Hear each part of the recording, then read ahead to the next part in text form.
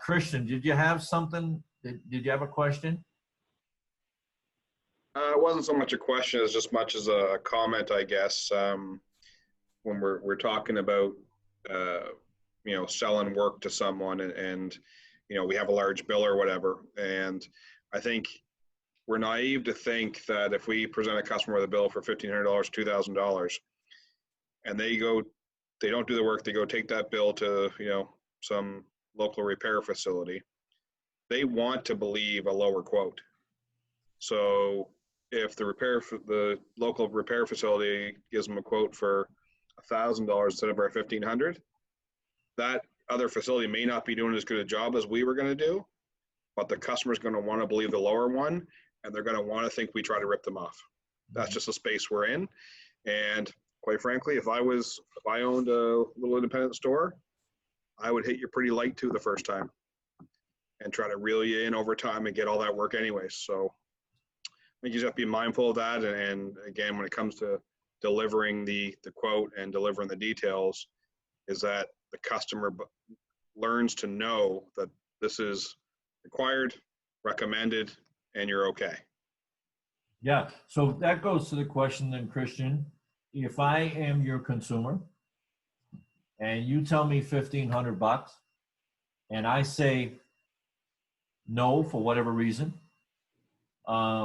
is it, and I'm still there, I'm still at the store, or you're still engaged in a conversation with me, is it time for us to start lowering our prices and discounting our labor and discounting the parts in order to close the deal?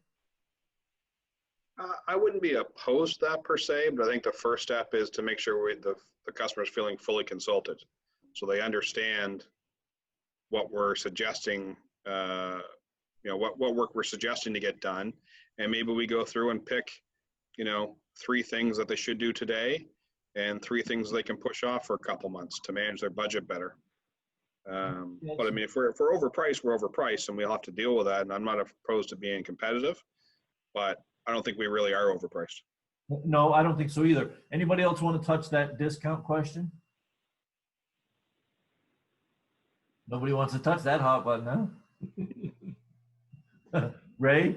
I would do it not to lose the business, but that's not my first spot. Right. I'm still, so you would do it, Christian?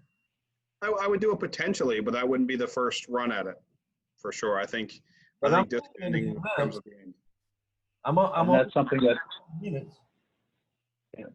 that's something that I do touch on as well, is that once you start discounting it, first of all, you're saying to the customer that you believe that what we're presenting doesn't really have the value of what we're charging for it. And once you set that in your mind, then you also get into the fact that when you discount it once, you're going to be doing it again and again. And what if this particular customer spoke to his neighbor, they got that job done for less? You could lose both of them. But it's a matter of prioritizing it, what needs to be done. But really, in all cases, stay away from discounting because of all the repercussions that happen as a result of it. And I agree 1,000% with staying away from discounting. The one opportunity you can find when you escalate it up the ladder is you can have the conversation with the customer that says, you know what, while we're doing this, we can also do this job and we can save a little bit of labor because the tires will be off, or we're going to have this done, or while I have it on the hoist, I can actually save and I can be more efficient with my time the more we do.